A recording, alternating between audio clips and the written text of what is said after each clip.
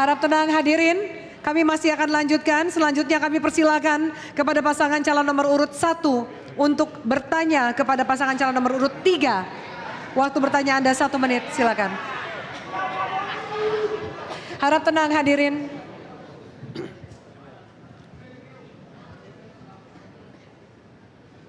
Pak Lukman dengan Pak Laudeida, seperti apa strategis Bapak untuk menumbuhkan perekonomian kita di Provinsi Sulawesi Tenggara itu dari sektor pertambangan, yang mana kita sama-sama ketahui bahwa potensi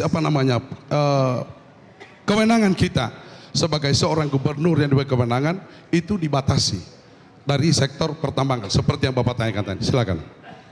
Masih ada waktu, silakan. Mau dimanfaatkan? Baik. Kami persilakan pasangan calon nomor urut 3 untuk menjawab. Waktu Anda 1,5 menit. Silakan. Terima kasih. Berbicara masalah pertambangan, di Sulawesi Tenggara 3 potensi sumber alam yang memberikan peluang buat masyarakat. 37% sektor pertanian, lalu itu luas. 28% sektor kelautan, lalu kanan. Sisanya sektor pertambangan. Kuncinya kita tentunya mengacu pada prinsip-prinsip pemerintahan baik, good governance. Yang pertama apa? Transparan. Katakan investor kalau dia mampu laksanakan apa yang dia inginkan. Yang kedua, kita harus betul-betul tanggung jawab. Jangan hanya kita pernah ke luar negeri untuk buat komitmen kerjasama, tapi tidak mampu kita bertanggung jawabkan. Nah, sehingga yang ketiga, peran serta masyarakat yang bersupport. Pak Bupati ingat, ketika Bapak canangkan proyek jagung, buktinya kan nggak ada juga, gagal sekali waktu itu. Gagal. Cukup.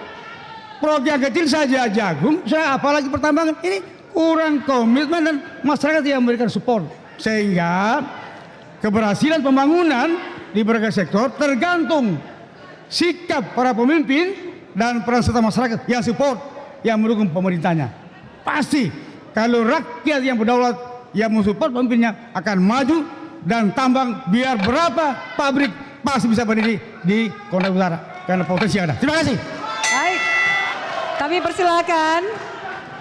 persilakan kepada pasangan calon nomor urut 1 menanggapi jawaban dari pasangan calon nomor urut 3. Waktu Anda 1,5 menit, silakan. Hasil sensus pertanian tahun 2023 tentang produksi pertanian di tahun 2022, alhamdulillah potensi untuk jagung, produksi jagung itu yang tertinggi adalah Kabupaten Konawe Utara.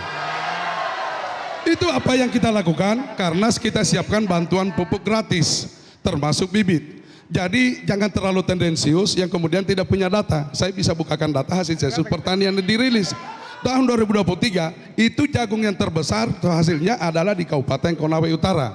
Tapi ya sudahlah, kadangkala dalam politik ini kita menutup mata, kita hanya memakai kacamata kuda melihat seperti ini. Mohon maaf, tidaklah kita harus sampaikan bahwa saya harus berhasil ini, berhasil itu, yang punya apa semua.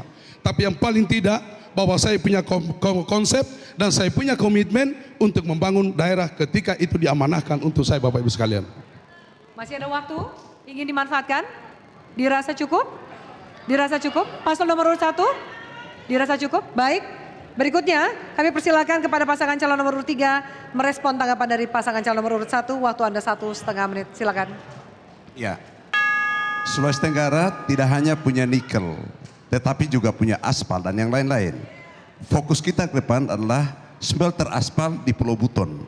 Itu akan lebih menjadikan masyarakat Sulawesi Tenggara, khususnya di kepulauan, menikmati hasil alamnya. Yang tadi yang kita maksudkan sebetulnya adalah lobby pemimpin yang tidak meyakinkan. Tidak ada investor yang tidak mau masuk jika dia meyakinkan, termasuk kenyamanan investor di situ. Nah, ini belum terbukti di Konawe Utara, maksudnya Pak Gubernur Lukman Abu Nawas tadi, gitu kira-kira ya. Jadi jangan salah paham bahwa pemimpin tidak hanya bicara, tetapi juga melakukan pendekatan lobis. Dia harus menjadi lobis yang baik. Itu yang pertama. Kemudian yang kedua, tambang untuk kesejahteraan rakyat itu penting. Makanya harus kolaborasi 3 sektor, pemerintah, swasta, dan pihak yang harus disejahterakan. Nah ini tidak boleh menjadi korban seperti yang terjadi hasil penelitian Wahri misalnya di Kabayana, itu menjadi korban petani, menjadi korban nelayan. Tetapi mereka harus menjadi target untuk disejahterakan. Gimana caranya? Mari kita duduk bersama, donasi untuk mereka yang harus disejahterakan gitu dari pihak penambang gitu kira-kira gitu ya. Baik, kami persilakan pasangan calon nomor urut 3 dan pasangan calon nomor urut 1 untuk kembali ke tempat duduk. Jelajahi cara baru mendapatkan informasi. Download Metro TV Extend sekarang.